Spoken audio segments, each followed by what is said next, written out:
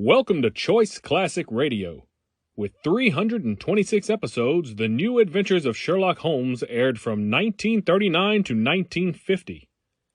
As usual, we remind you to like and follow us on Facebook, subscribe to us on YouTube, and keep the golden age of radio alive by donating at choiceclassicradio.com to our Patreon page. Give that donate button a click. And now, the new adventures of Sherlock Holmes.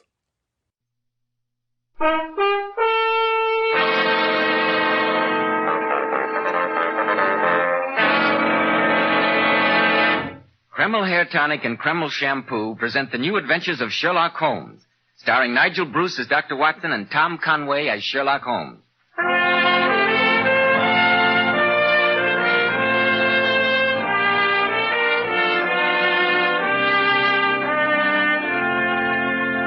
Now, once again, let's drop in on the famous colleague of Sherlock Holmes, our good friend, Dr. Watson.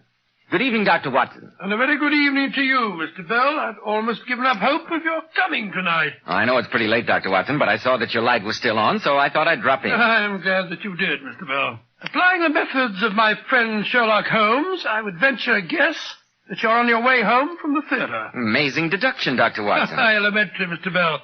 Isn't that a theater program I see sticking out of your pocket? Of course. Oh, what was the play? Hamlet. Very fine production, too. Have you seen it? No, not lately, but I think I can claim to be one of the very few men in this world to have seen a far older Hamlet than any that you saw performed tonight. An older Hamlet? I don't quite understand. Some 400 years older. You've heard me speak of Professor Moriarty? The arch-villain whom Sherlock Holmes considered his most worthy opponent? Precisely. I think that Professor Moriarty would cheerfully have given his right arm to possess the Hamlet to which I'm referring. At least, he was quite willing to commit murder for it. I remember... but here I am monopolizing the conversation when I know that you've got something quite important to tell our listeners. Yes, Dr. Watson, I'd like to tell our listeners about a modern trend in hair grooming that's in such great demand today by men who value their appearance. It's called Kreml Hair Tonic. Frankly, man, Kreml is the only hairdressing I've ever found that really makes my hair stay in place. An outstanding feature of Kreml is that it always keeps hair so neatly groomed, yet never gives it that cheap, greasy look. Kreml never leaves hair full of sticky goo. Your hair feels so soft and looks so natural. And men, don't tell me that you won't be mightily pleased when your wife or sweetheart remarks how attractive your hair always looks. How it feels so nice to touch, never greasy or sticky. It's spelled K-R-E-M-L. Kreml Hair Tonic. Now, Dr. Watson, what about Professor Moriarty and the original Hamlet? I'm all ears. It all began in the most commonplace manner imaginable. I was walking down the street with Holmes in answer to a completely routine call from Scotland Yard. Hurry up, Watson. Don't lag. I must say, Holmes, that as a medical man, I heartily endorse this recent passion of yours for long, brisk walks. My dear Watson, the constant succession of dull cases with which we've recently been favored leaves me with so much surplus energy that I can only sleep by exercising myself into a state of utter and stuporous exhaustion. Look out! Good heavens, that carriage! Fetch it, Doctor! Fetch it, Holmes, did you see that? That carriage ran right over that old man. Poor devil. I better see what I'm going to do for him, Holmes. That's your métier, Watson. Look after the poor chap. I must be getting on to the yard. Move to one side, please. Move to one side, please. I'm a doctor. Let the doctor through. I'm all right, sir. I'm all right, thank you. Well, there are no bones broken, I'm glad to say. Here, let me help you to stand up. Thank you, sir. Yes, I'm all right. Quite all right. Very kind of you to come to my assistance. Oh, not at all.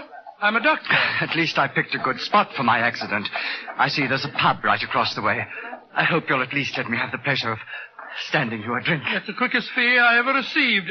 Lead the way, sir.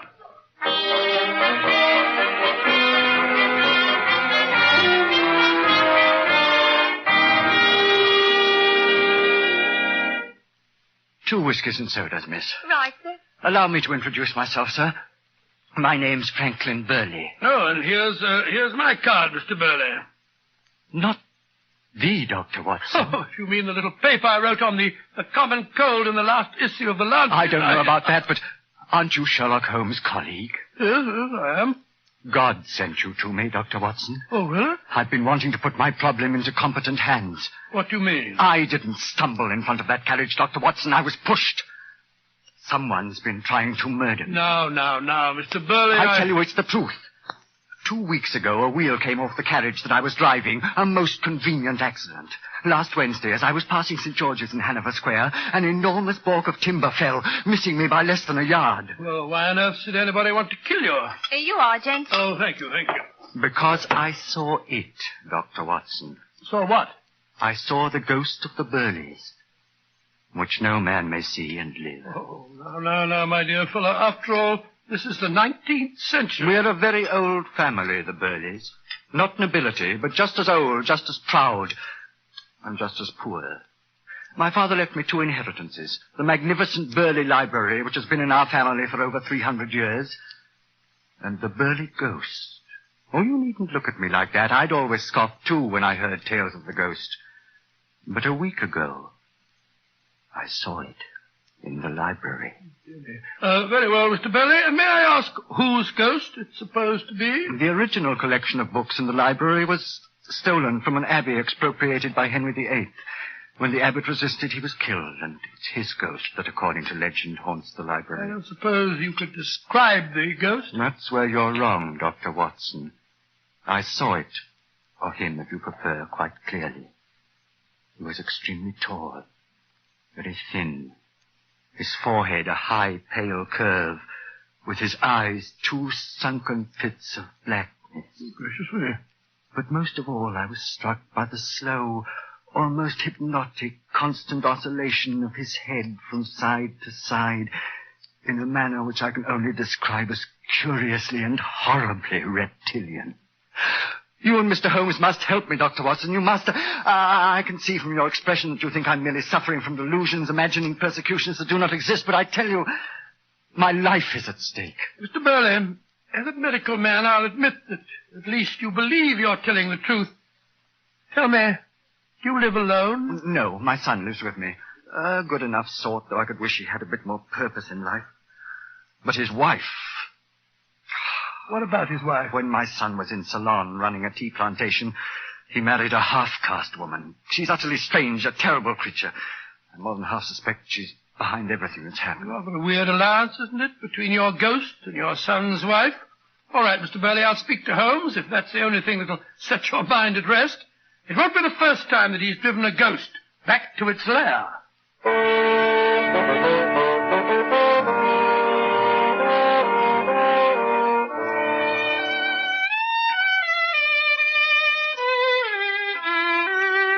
No, do stop scraping on that violin of yours, Holmes.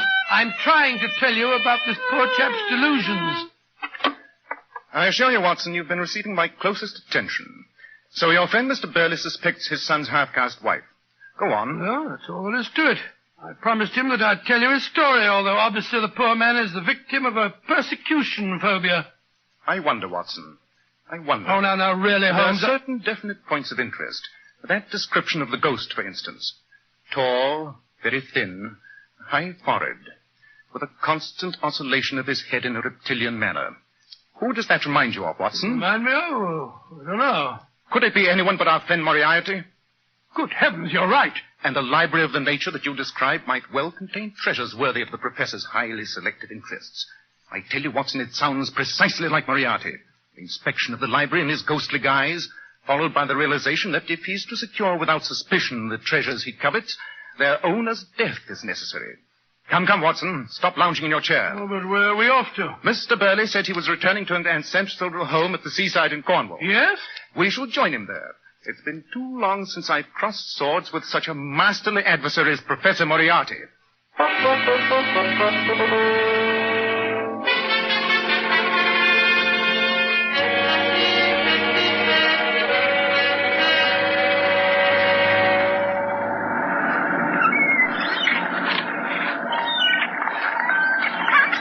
I tell you, Holmes, sea breezes, the salt air, and the sun shining on the water make a man realize that life is worth living.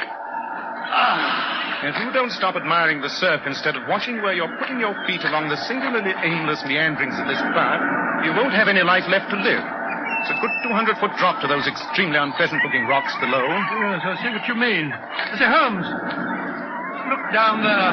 I never realized that those Cornish cliffs are simply riddled with caves. Which no doubt accounts for their popularity with smugglers in bygone days.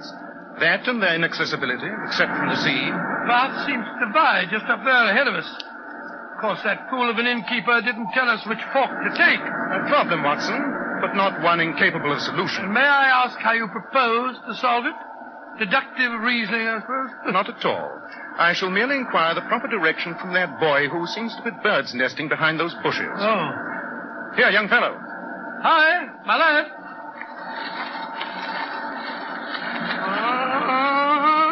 Good morning, my boy. I'm not doing nothing I shouldn't. Of course not. There's nothing to be frightened of. We simply want to know the way to Burley Manor. Eh? Burley Manor, my boy. To the right or to the left? Oh, you want Burley Manor, eh? That is the impression we are trying to convey. Everybody knows where Burley Manor is. Well, we don't. Where is it? Straight along the path. That way. Pathetic sight. When will our civilization advance sufficiently to produce a race free of such pitiable creatures as that? Oh, I don't know. The boy looks well fed and happy. Why shouldn't he? Nothing to do but walk round barefoot and climb about the cliffs all day. Seems rather a pleasant life. I wouldn't mind being an idiot myself. Jackie, where are you? If you're looking for that barefooted boy, madam, he went off towards the cliffs. Oh, then he won't be back for hours. He hunts birds' nests and eggs. Sells them for a few pennies. Very sound hobby. I used to do a little bird's nesting myself when I was a boy. I wanted him to run an errand for me, but it's no matter. The boy told us that we should take this path to Burley Manor, but he seemed a trifle wanting. If you're going to Burley Manor, I will be glad to show you the way. I'm Mrs. Stephen Burley. Good Lord, not the... Your father-in-law invited us down to see his library, Mrs. Burley. May I introduce Dr. Watson? How do you do? My name is Sherlock Holmes. I'm very glad to know you both. Now, if you'll just follow me along the path. It's rather narrow, so I'm afraid we'll have to go in single file. Just attractive girl, eh, Holmes? Quite. Which makes me wonder all the more why she has evidently been weeping.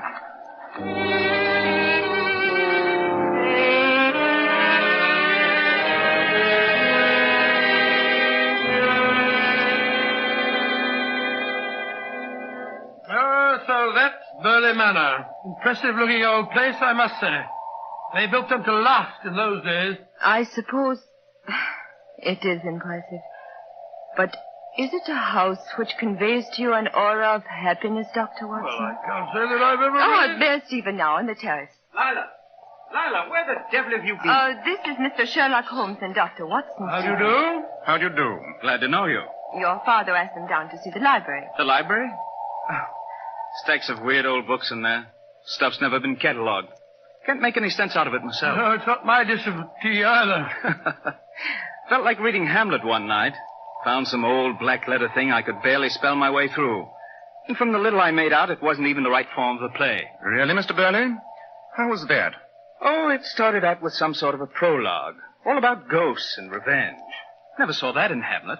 Stephen, where is your father? I haven't seen him since I packed his lunch. Has he gone off to the cliffs already? You must have just missed him, Mr. Holmes. He often spends the day browsing about out there. Takes lunch along with him. And he's gone off alone? Which path did he take? The one toward the cliffs. But I don't... Come, Watson. There's not a moment to lose.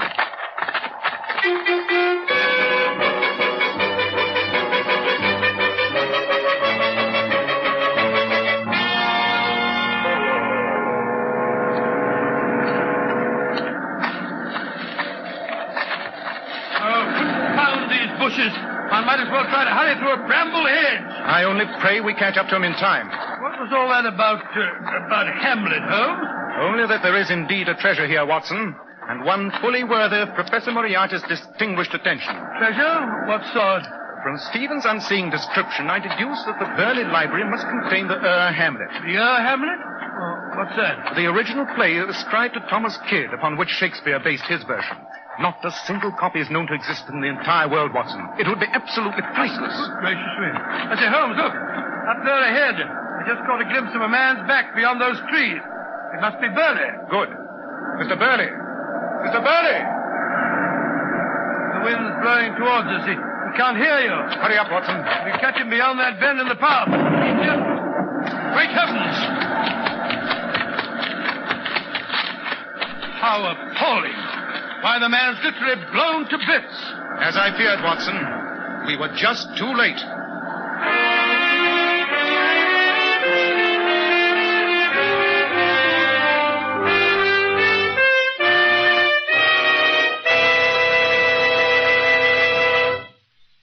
It'll be interesting to see if Sherlock Holmes really was too late.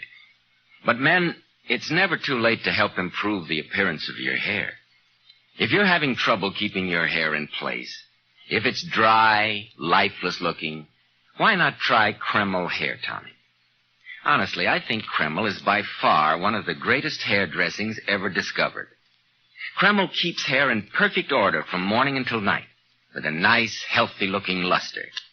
Yet Kreml never gives hair that cheap, greasy look.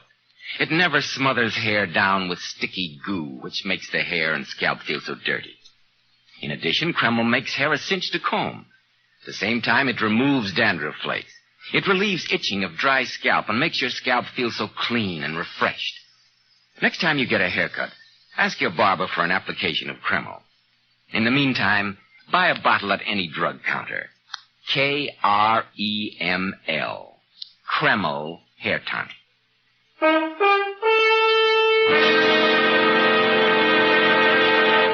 And now, Dr. Watson, what happened when you and Sherlock Holmes found that Mr. Burley had been the victim of an explosion on those Cornish cliffs? Holmes sent me back to the house. As soon as I had reported what had happened, I hurried back to the cliffs where I found Holmes standing lost in meditation, his tall, gaunt form silhouetted against the sea. Holmes, I've sent a servant from the house to fetch the police. Good man. What's that you've got there? A few barely identifiable fragments of the lunchbox Burley was carrying. From the marks of the explosion, it is obvious that the bomb was in it. I see. Great Scott, Holmes. Young Mrs. Burley said that she packed that lunchbox. Precisely. And you will observe these footprints leading away here in the softer ground at the edge of the path. Naked footprints. That barefoot boy, the idiot. He saw it happen, was frightened by the explosion, and ran away in a panic. You'll notice how smooth the footprints are? Smooth? Never mind. There's little we can do now but await the police. And I doubt if it will be long before they arrest a murderer.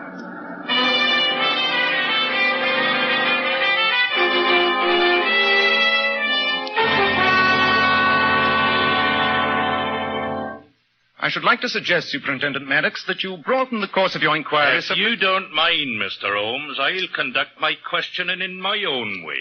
Not at all, Superintendent. What a rude fellow. Now, Mrs. Burley, it'll be a lot better for you if you help me instead of hindering me. I've been trying to answer your question, Superintendent. Although only a fool could fail to see where they're leading. Now, Lila, the superintendent's only trying to find out the truth. Very well. I'm innocent. And if all you want is the truth, you shall have it. I hated my father-in-law, and he hated me. Lila, don't say any more. And that isn't all. All the gossip you picked up from the servants this afternoon is true, Superintendent. My husband and I quarreled this morning. Quarreled bitterly. Stephen talked of divorce. His father's constant pressure has made him so confused that he no longer knows his own mind. That's not true, Lila.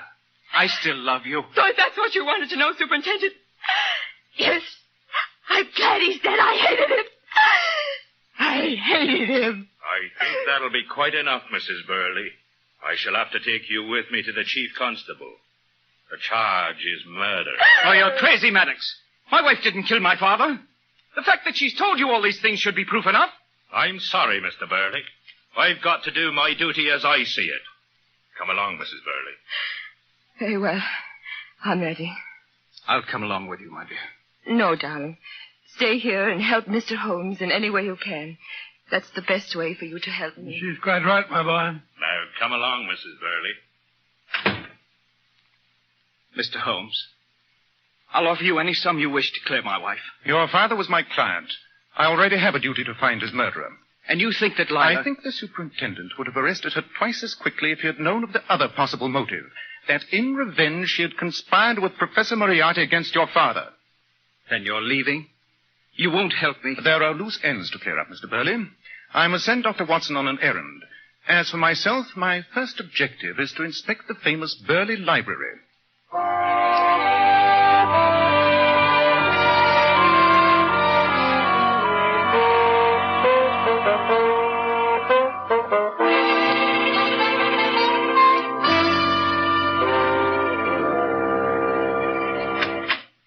I brought you some sandwiches, Mr. Holmes. You've been in here for hours. I'm afraid I've rather lost track of time. Have you found what you wanted? I did not find it. And nothing could be more significant than its absence. There is no sign here, Mr. Burley, of the black letter Hamlet which you described. Well, that's funny. I distinctly remember that... Ah, there you are, Holmes. Any luck, Watson? No, not a bit. I missed my supper and had a wild goose chase for my pains. You mean you couldn't find the half-witted boy? Checked every house in the village. He's nowhere about. I'm afraid he will never return. Dead? You mean you think that he saw too much? I mean, Watson, that the person who planted that bomb also murdered that poor boy. If you could have some lanterns at once, please, Mr. Burley. Of course. I think we'd better follow the tracks of those bare feet to their final destination.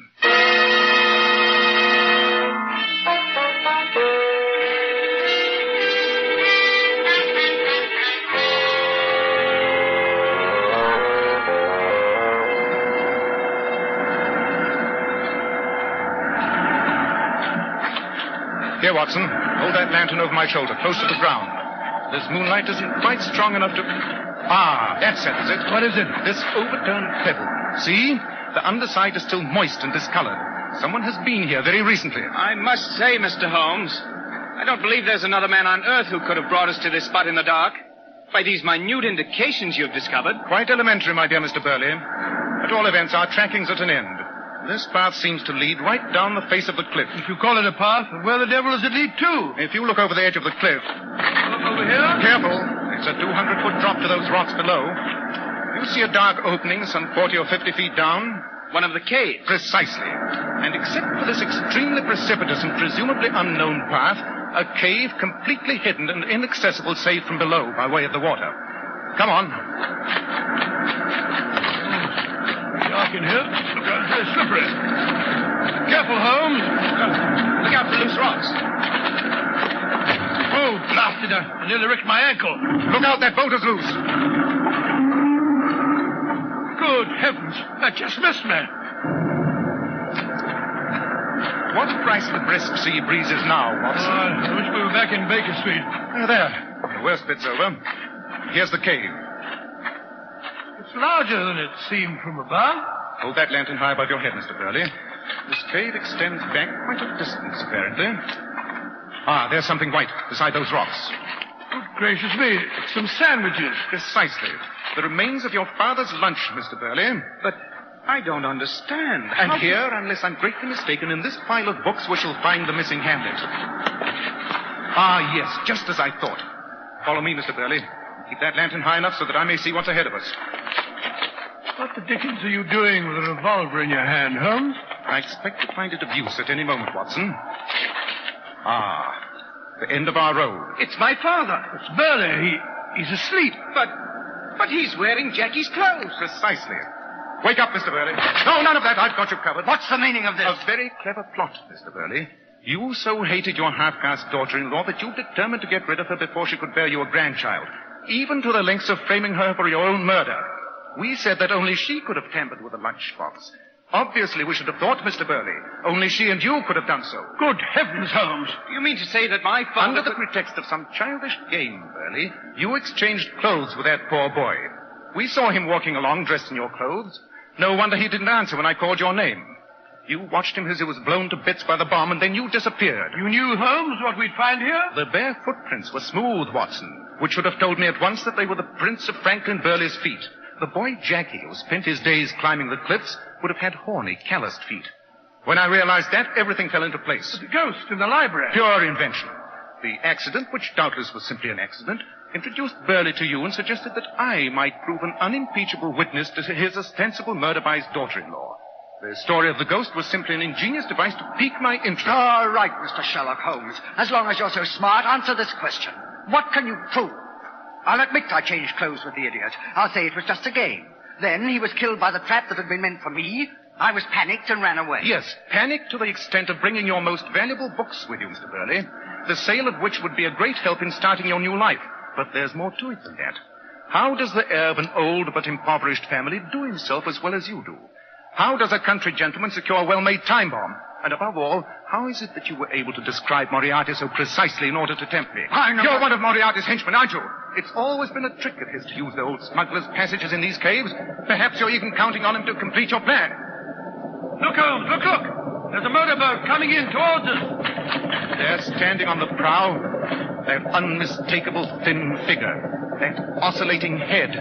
It's Moriarty. Get down, Watson, out of sight. Stand up early in the mouth of the cave. Let Moriarty see you in the light, but don't try to warn him. I assure you I won't hesitate to shoot you. You don't dare kill me. You want me as a witness. Moriarty! It's a trap! Sherlock Holmes is here! Moriarty's raising his rifle. He shot him, Holmes. Moriarty's shot Burley. Better luck next time, Holmes. Good heavens!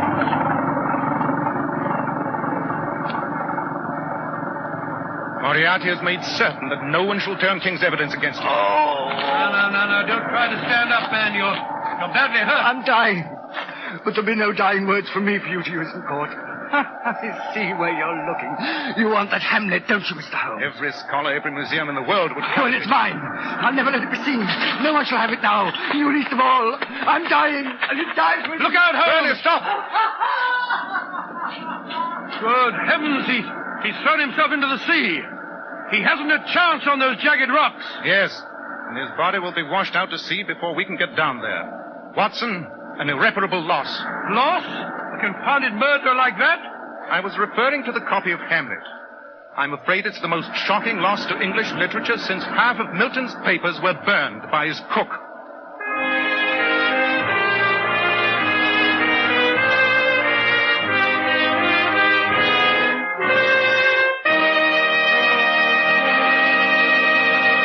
And so Professor Moriarty once again got the better of Sherlock Holmes. Oh, no, only that he escaped capture, Mr. Bell. After all, Holmes solved the mystery and managed to save the reputation of the young and beautiful Mrs. Burley. That's true, Dr. Watson. In just a moment, Dr. Watson will tell us about next week's story. But first, ladies, Sherlock Holmes is tops at solving mysterious problems. But here's one hair problem which those beautiful Powers models solve. And here it is. We discovered there's nothing better than Kreml shampoo to bring out all the hair's natural glossy luster. Kreml shampoo actually keeps our hair shining bright for days. And Kreml shampoo does such a marvelous cleaning job. Even in the hardest water, its rich, active foam penetrates right to the scalp and removes all loose dandruff flakes as well as the dirt. Kreml shampoo has been especially developed to glamour bathe each tiny strand of hair, to reveal all its glorious natural brilliance. Even after the first shampoo, your hair looks a vision of loveliness. And don't forget to mention how its beneficial oil base helps keep hair from becoming dry or brittle. Yes, I know. That's why my wife always uses Kreml shampoo for our youngsters' hair. In fact, everyone at our house uses Kreml shampoo because it's so mild and gentle on the hair. You can buy a bottle at any drug counter. Just ask for Kreml shampoo. Now, Dr. Watson, how about next week? Well, now let me see. Next week, I think I'll tell you how Holmes unmasked the sinister Dr. Ponsonby, head of a boys' school, and thus saved the life of one of the pupils. I've always referred to this particularly bizarre adventure as the singular affair of the dying schoolboys.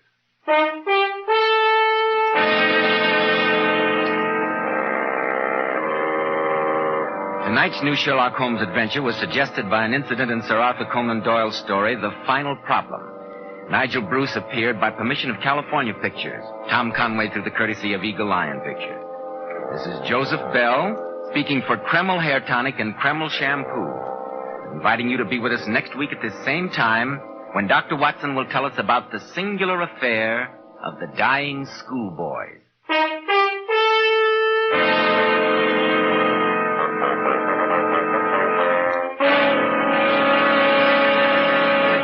This is ABC, the American Broadcasting Company. That concludes today's episode. We thank you, and we'd like to remind you to please donate at choiceclassicradio.com. Remember, Your donations make episodes like this possible.